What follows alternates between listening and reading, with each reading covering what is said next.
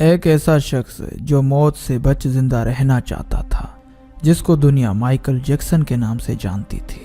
زندہ رہنے کے لیے مائیکل جیکسن نے امریکہ اور یورپ کے 55 چوٹی کے پلاسٹک سرجنز کی خدمات حاصل کی، یہاں تک کہ 1987 تک مائیکل جیکسن کی ساری شکل و صورت، جلد، نقوش اور حرکات و سکنات بدل گئی۔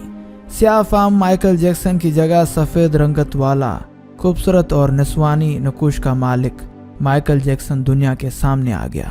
گورے مائیکل جیکسن کی پہلی البم 1987 میں بیڈ کے نام سے اپنی تیسری البم جاری کی۔ یہ گورے مائیکل جیکسن کی پہلی البم تھی۔ یہ البم بھی کامیاب ہوئی اور اس کی 3 کروڑ کاپیاں فروخت ہوئیں۔ اس البم کے بعد اس نے اپنا پہلا سولو ٹور شروع کیا۔ مائیکل جیکسن ملکوں شہر شہر گیا، موسیقی کے شوز کیے اور ان شوز سے کروڑوں ڈالرز کمائے۔ گورے مائیکل جیکسن نے اپنی سیاہ رنگت کو بھی شکست دے دی۔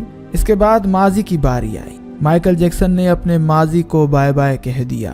گورے مائیکل جیکسن نے اپنے خاندان سے قطع تعلق کر لیا۔ اس نے اپنے ایڈریسز تبدیل کر لیے، اس نے کرائے پر گورے ماں باپ بھی حاصل کر لیے اور اس نے اپنے تمام پرانے دوستوں سے بھی جان چھڑا لی۔ ان تمام اقدامات کے دوران جہاں وہ اکیلا ہوتا چلا گیا، وہاں وہ مصنوعی زندگی کے گرداب میں بھی پھنس کر رہ گیا۔ گورے مائیکل جیکسن نے خود کو مشہور کرنے کے لیے ایلوس پریسلے کی بیٹی لیزا میری پریسلے سے شادی بھی کر لی۔ اس نے یورپ میں اپنے بڑے بڑے مجسمے بھی لگوا دیے۔ اس نے بڑی حد تک اپنے ماضی سے بھی جان چھڑا لی، لہٰذا گورے مائیکل جیکسن کی آخری نفرت یا خواہش کی باری تھی۔ وہ 150 سال تک زندہ رہنا چاہتا تھا۔ موت سے بچ کر زندہ رہنے کے لیے گورے مائیکل جیکسن نے کیا کیا جتن کیے ہیں، انسانی عقل سوچ کر دنگ رہ جاتی ہے۔ مائیکل جیکسن طویل عمر پانے کے لیے دلچسپ حرکتیں کرتا تھا۔ مثلاً وہ رات کو آکسیجن ٹینٹ میں سوتا تھا۔ وہ جراثیم، وائرس اور بیماریوں کے اثرات سے بچنے کے لیے دستانے پہن کر لوگوں سے ہاتھ ملاتا تھا۔ وہ لوگوں میں جانے سے پہلے منہ پر ماسک چڑھا لیتا تھا۔ وہ مخصوص خوراک کھاتا تھا اور اس نے مستقل طور پر 12 ڈاکٹر ملازم گھر میں رکھے ہوئے تھے۔ یہ ڈاکٹر روزانہ اس کے جسم کے ایک ایک حصے کا معائنہ کرتے تھے۔ اس کی خوراک کا روزانہ لیبارٹری میں ٹیسٹ بھی ہوتا تھا اور اس کا اسٹاف اسے روزانہ ورزش بھی کراتا تھا۔ گورے مائیکل جیکسن اپنے لیے فالتو پھیپھڑوں، گردوں، آنکھوں اور دل اور جگر کا بندوبست بھی انہوں نے کر رکھا تھا۔ یہ ڈونر تھے جن کے تمام اخراجات وہ اٹھاتا رہا اور ان ڈونرز نے بوقت ضرورت اپنے اعضاء اسے عطیہ کر دینا تھے۔ چنانچہ اسے یقین تھا کہ وہ 150 سال تک زندہ رہے گا۔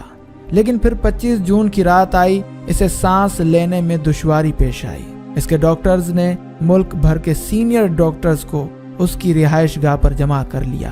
یہ ڈاکٹرز اسے موت سے بچانے کے لیے کوشش کرتے رہے لیکن ناکام ہوئے، تو یہ اسے ہسپتال لے گئے۔ اور وہ شخص جس نے 150 سال جینے کی منصوبہ بندی کر رکھی تھی، جو ننگے پاؤں زمین پر نہیں چلتا تھا، جو کسی سے ہاتھ ملانے سے پہلے دستانے چڑھا لیتا تھا، جس کے گھر میں روزانہ جراثیم کش ادویات چھڑکی جاتی تھی، اور جس نے 25 برس تک کوئی ایسی چیز نہیں کھائی تھی جس سے ڈاکٹروں نے اسے منع کیا تھا۔ وہ شخص 50 سال کی عمر میں صرف 30 منٹ میں انتقال کر گیا۔ اس کی روح چٹکی کے دورانیے میں جسم سے پرواز کر گئی۔ مائیکل جیکسن کے انتقال کی خبر گوگل پر 10 منٹ میں 8 لاکھ لوگوں نے پڑھی۔ یہ گوگل کی تاریخ کا ریکارڈ تھا اور اس ہیوی ٹریفک کی وجہ سے انٹرنیٹ کا سارا سسٹم بیٹھ گیا اور کمپنی کو 25 منٹ تک اپنے صارفین سے معذرت کرنا پڑی۔